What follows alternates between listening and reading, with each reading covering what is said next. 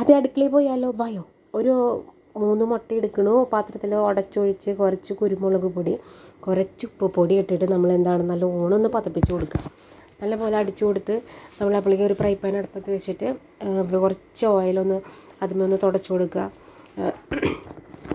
Oil തുടച്ചു കൊടുത്തിട്ട് നമ്മളെന്തായി fry pan ചൂടായി ഉണ്ടാവില്ല. അപ്പോൾ നമ്മുടെ മുട്ട നമ്മൾ മിക്സ് ചെയ്ത് വെച്ച മുട്ട അതിലേക്ക് ഒഴിക്കണം. ഗ്യാപ്പൊന്നും വേണ്ട കേട്ടോ, ഗ്യാപ്പൊക്കെ ഫില്ല് ചെയ്ത് കൊടുത്തോളൂ. ഞാൻ ഫില്ല് ചെയ്തിരുന്നു, വീഡിയോയിൽ കാണിക്കാഞ്ഞിട്ടാണേ. കണ്ടോ, എന്നിട്ടൊന്ന് മറിച്ചിട്ട് കൊടുക്കാം. ഞാൻ എപ്പം മറിച്ചിട്ടാലും ഈ മുട്ട പൊട്ടിപ്പോവും, കറക്റ്റ് കിട്ടൂല എപ്പോഴും. അത് നിങ്ങൾക്ക് കറക്റ്റ് കിട്ടും. അപ്പോൾ അടിപൊളിയായിട്ട് ചെയ്തോളൂ. അതെ, വേറൊരു ഫ്രൈ പാൻ അടുപ്പത്ത് വെച്ചു. അതിനകത്തോട്ട് കുറച്ച് ഓയിൽ ഒഴിക്കണം. വെളിച്ചെണ്ണയല്ല, എന്തെങ്കിലും നല്ല സൺഫ്ലവർ ഓയിൽ അങ്ങനത്തെ ഓയിലൊക്കെ ഇല്ല, അതാണ് യൂസ് ചെയ്യേണ്ടത് കേട്ടോ. നമ്മൾ ഈ ഫ്രൈഡ് റൈസൊക്കെ ഉണ്ടാക്കുന്ന ഒരു മെത്തേഡാണ്. കുറച്ച് ഒരു ഹൈ തീ നല്ല ഫുള്ളിൽ വെക്കണേ.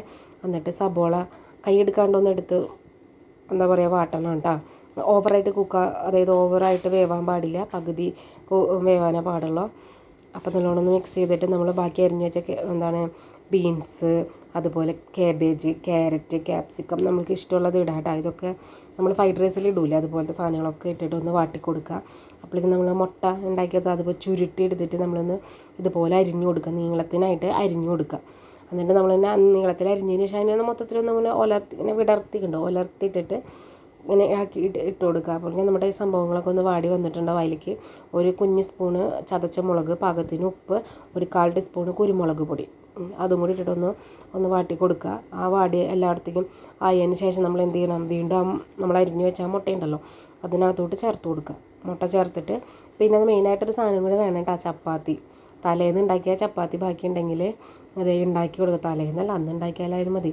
ചപ്പാത്തി ബാക്കിയുള്ള വരുമ്പോൾ ഉണ്ടാക്കാൻ പറ്റിയൊരു ഐറ്റമാണ്. കുട്ടികൾക്കൊക്കെ വലിയ ഇഷ്ടം, ഭയങ്കര ഇഷ്ടമെന്ന് പറഞ്ഞാൽ നല്ല ഇഷ്ടമാണ്. നമ്മുടെ കുട്ടികളൊക്കെ 2 പേരും നല്ലോണം കഴിച്ചു.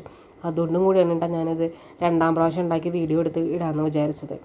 അപ്പോൾ ഇതേ ആദ്യം മുട്ട ഇട്ട് കൊടുത്തിട്ട് ഒന്ന് മിക്സ് ചെയ്യുക.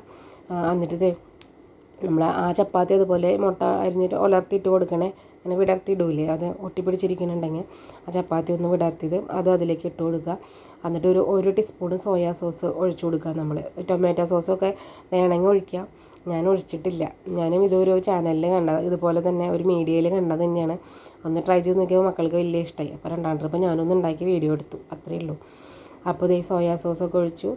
കെച്ചപ്പൊക്കെ വേണമെങ്കിൽ ഒഴിക്കാം കേട്ടോ. അത് കെച്ചപ്പ് ഒഴിക്കണേക്കാൾ നല്ലത് ഒഴിക്കാതെ തന്നെ നമ്മുടെ ഇഷ്ടത്തിന് നമുക്ക് എന്ത് വേണമെങ്കിലും മാറ്റം വരുത്താം. കഴിച്ചു നോക്കാം, എല്ലാവർക്കും ഇഷ്ടം, കുട്ടികൾക്കൊക്കെ വലിയ ഇഷ്ടവും. ട്രൈ ചെയ്ത് നോക്കൂ കേട്ടോ.